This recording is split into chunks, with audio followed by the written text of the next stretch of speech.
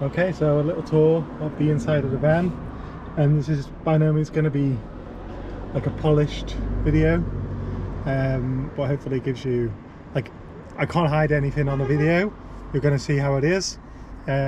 Also, I don't want to hide anything on the video. So yeah, so at the moment I'm stood in the van. Remember, I'm 6'3", so you know, I'm quite big. Yeah, so this is the pop top. I'll put the thing up here so you can have an idea of the space. I would say, so this can sleep, you could have two people sleeping, two children really sleeping up here. That's what we did, two small children. And then if you go below, you've got the bed here, which I'll show you in a minute. That slides out into a double bed. Here you've got like the little pod with it's just got a sink, an electric tap, electric cooking hob which is powered off the main like the traction battery, and then just a storage space. Here your two driver seats. This one will spin around, which again I'll show you in a bit. You've got a couple of 240 volt sockets down there, and the inverter is under one of the passenger seat. Yeah, so what do I want to show you? We can do, let me spin around the seat and we'll have a look at what that looks like. Okay, so I've spun around the seat now. Just the passenger one swivels, this one doesn't swivel so much. Well, doesn't swivel at all. That's because we used to have a slightly bigger pod here, which is a bit too big to be honest, which is why we've got this one now. And when we were doing that, it didn't make sense for that to swivel because the pod would have been in the way, but now I think it would be fine. Yeah, so what, and then right, yeah, I'll show you the little table, how that works, if I can get it really up place.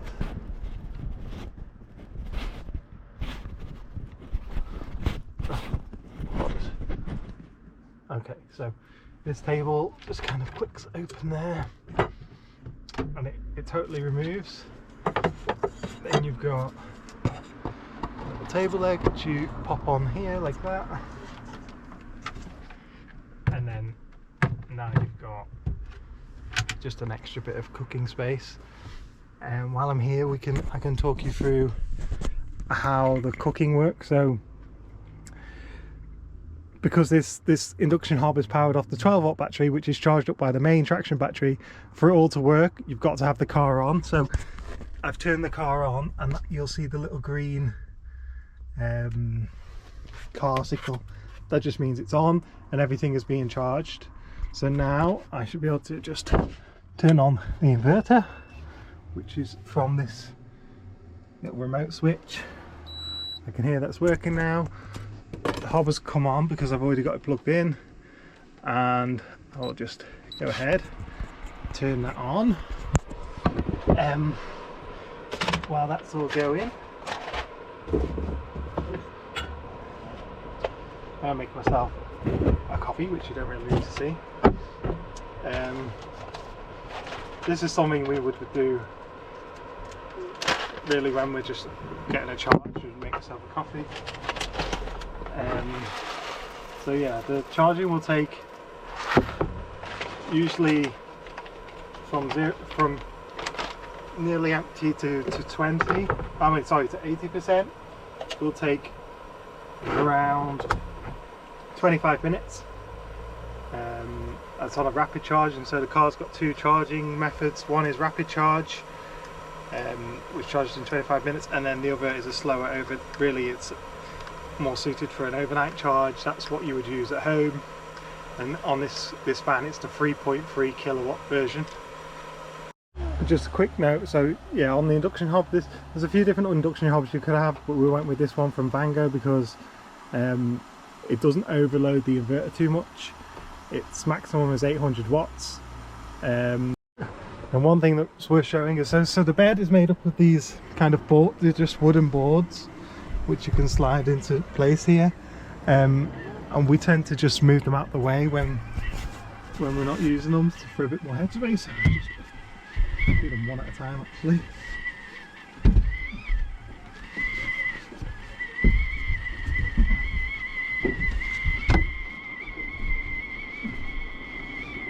And then you've got a much bigger space in here just to fill around. Put that in there, just to prove that it actually did something. We've got some nice water, a bit less water than I thought was in there, to be honest. And there's a few bits that, like I say, I haven't had time to do. So for example, I would carpet these, and still got some carpet in the back which can come with the van.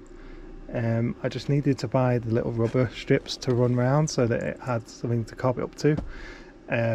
But we are in a boat and it's just not very practical. I think if you were at home and had everything available, you could do the few bits that need doing in a day or two. Again, same with that door, it's not carpeted at the moment, and the one at the back is not carpeted. And there's a few tiny bits, like there used to be a plastic cover on this, but at some point I think we got rid of it, so we don't have that anymore. But you could just buy the piece and put it on. Yeah, but pretty much everything. I mean, and in terms of sleeping, so you've got the curtains here. On all of this window, this one, the back two, and then at the front we've got like a thermal cover that goes on the outside, and then these two we always put up as just silver screens,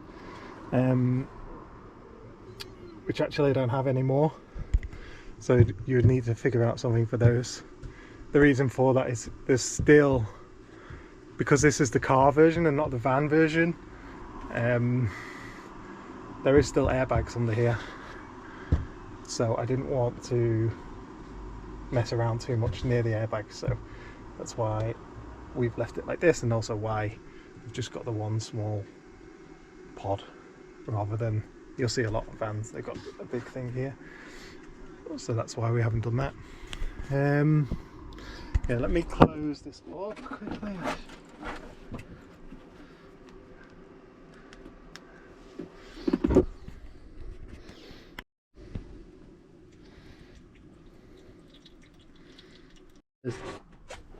These can be strapped down.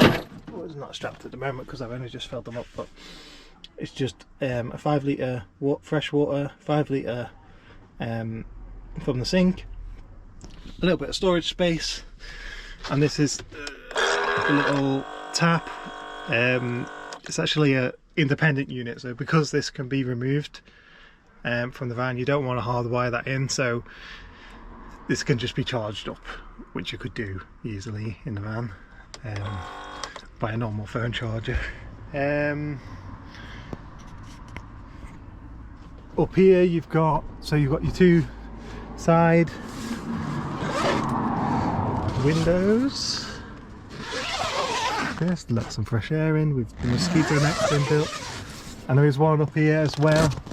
I will show you this because there's a little tear in this one here. I don't know if you can see that on the camera, but it's the kind of, you can get this stuff just on Amazon and patch that up pretty easily.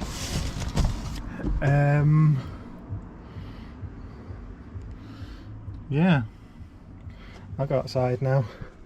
I'll show you that. Then there is one other thing I want to show on the video because it's not on. So these at the moment I haven't figured out exactly how to tied up the edge. So I was thinking I was just going to screw this down, but I don't want to make that decision for someone else. So rather than screw it into this wood, I think I'll just leave it, and if you want to screw it down, you can screw it down. If you want to use something else, maybe you can carpet this section, put a piece of aluminium angle or something, but I'm just going to leave that, I think. Then I'll show you quickly just under the bonnet, because it is an electric car. There's a little bit of storage space under here. One second. So on here we've got, under there, that's the engine under there, but what a lot of people do with Nissan Leaf and these cars is put some storage space in here because it doesn't really get hot. Just these can get a bit warm, I believe.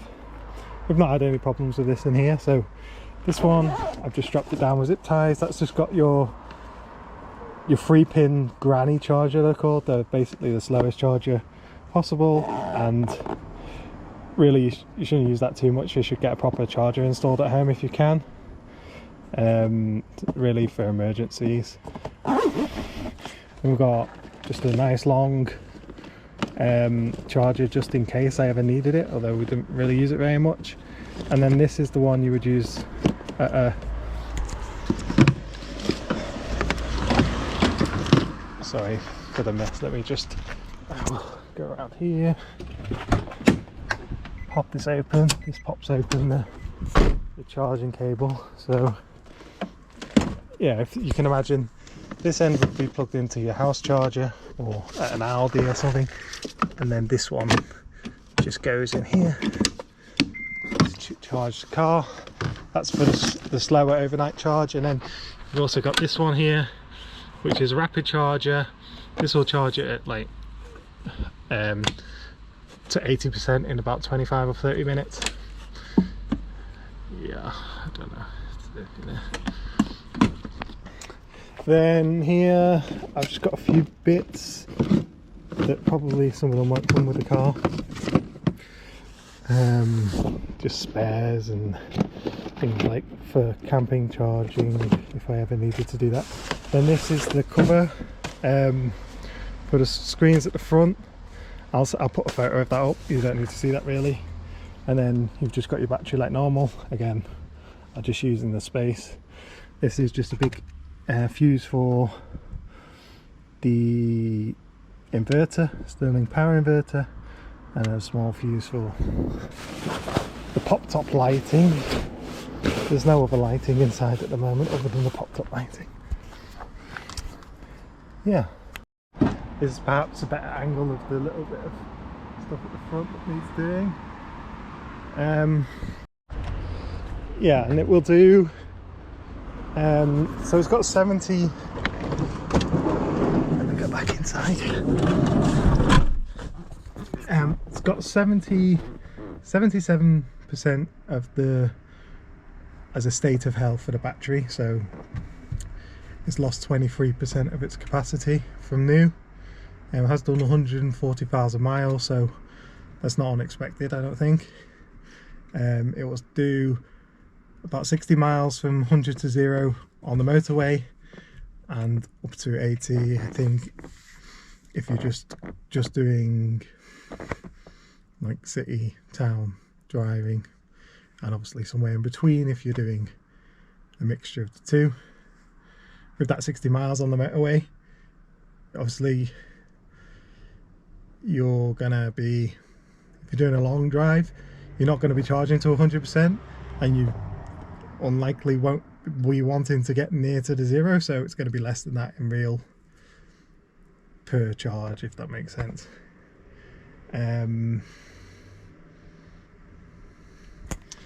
Yeah, what else is there to say?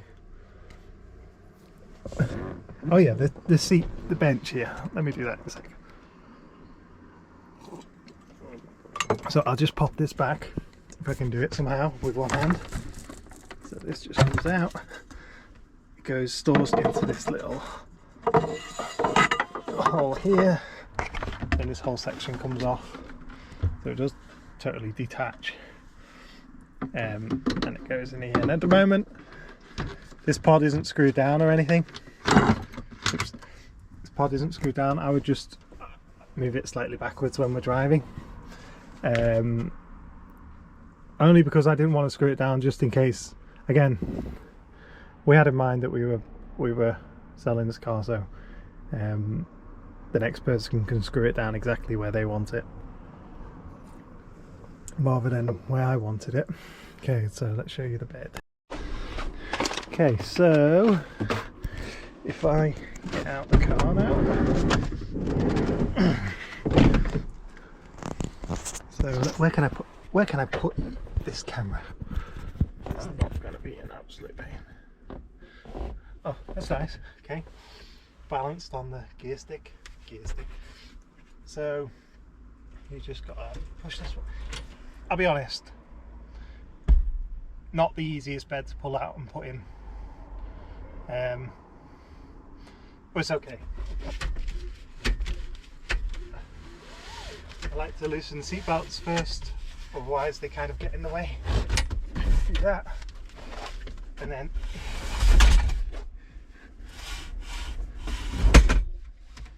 slide it out. Let me show you what that looks like. So now the bed is up, and if you swivel the seat around at the front, you get an extra bit of space, which can be nice if you're 6'3" like me. Yeah, and I'll show you putting it back up, because yeah, no good being able to get it down and not back up. So again, I would just release this. There's a handle here.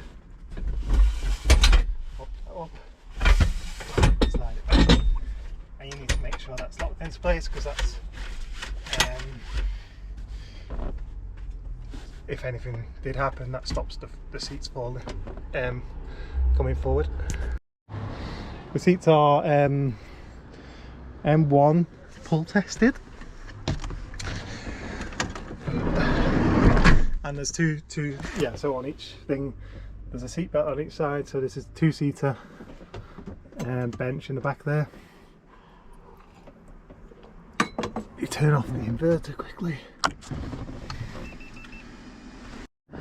Do a final tour here. So you've got your seats there, then you come up, and then yeah, I'll show you how I would do the bedding. So basically got three boards, one here, another one, wooden one here, and the final one's up there. And at this point you probably want to use the bench to get up into that gap and then put the final board in, if you want to do that. Although, I mean, with little kids, we tended to just leave this little one off, leave the gap open, and that allowed some of the heat, because we can heat this section, all the heat to go up into the pop top, keep the kids warm. It would go under their duvets. You can also, again, because it's electric and you've got quite a lot of charge available, we had these little 12-volt mats from Van Gogh, so the same company as this. They do some little 12-volt mats that were quite good. We had a couple of them, and you can have it's USB powered, so a long USB cable going up into the pop top that would keep everyone warm. And you can also have, normally you can have like outside covers for this to keep it extra warm, although we basically never bought that because we weren't doing that much winter camping. What else I want to say? And when you do that, so at the moment the car's on, it's got, what's the percentage on? 74% at the moment. If you scroll through here, you can see that 74%. And I can put the heating on, set my thing. Now, if you were plugged into a charger, or you knew there was a charger around the corner, you could, we used to have it set to put the lowest setting on heat, and as long as the pop top was closed and it wasn't super, then it would stay warm in here, and it wouldn't use that much energy to keep everything heated. Obviously if you open the pop top and you've got kids up there and the sides are open, or even if the sides aren't open, if you haven't got an insulating wrap, you're going to use more energy. So if you wanted to use that as for the night, then, and with the heating, you need to get an insulating wrap really. But if you're just going to sleep downstairs and use the pop top during the day, which is what a lot of people might do, then as long as you close the pop top and have all the windows covered, that won't use too much energy to keep it at 16 degrees on the thermometer. Okay, so I'm at a charger, and I'm just going to quickly show you how that works when you're out and about and you need to charge the car. It's got the basics of this car is it's two types of chargers.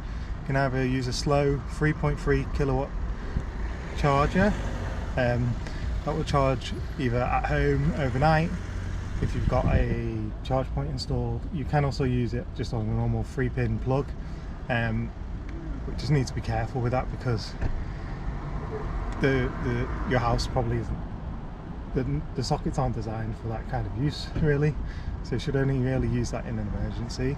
If you're going to charge at home a lot, you need to get a charge point installed, but also when you're out and about, you've got a faster charger, which is a rapid charger or CHAdeMO, and that will charge the car to about 80% in 25 to 30 minutes, and that's what I'm going to use today. So I'll just quickly show you that. Down here you've got a little catch that pops up the charge socket.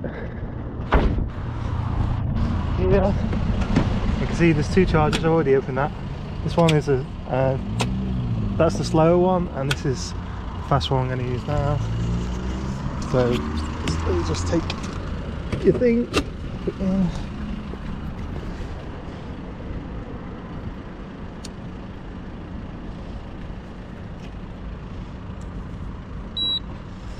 Tap your card.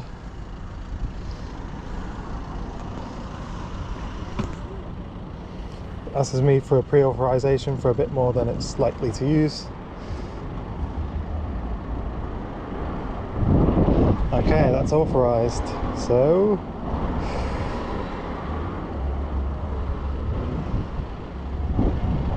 I now click CHAdeMO, which is the charger I want, and that's now connecting.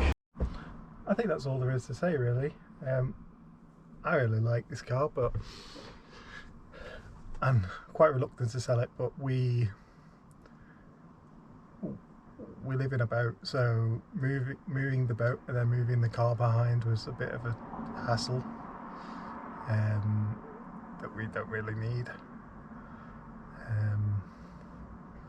We also don't have anywhere to keep it, just to have a camper van holiday, so yeah, we're selling it. If there's anything else you want to see or know about, yeah, let me know. We'll just mention quickly, since now I've just remembered, there's also heating seats on this seat and that seat, and there's a heated steering wheel. The main reason for that is to save energy, so rather than having the heating on and heating the whole place, you can just heat yourselves.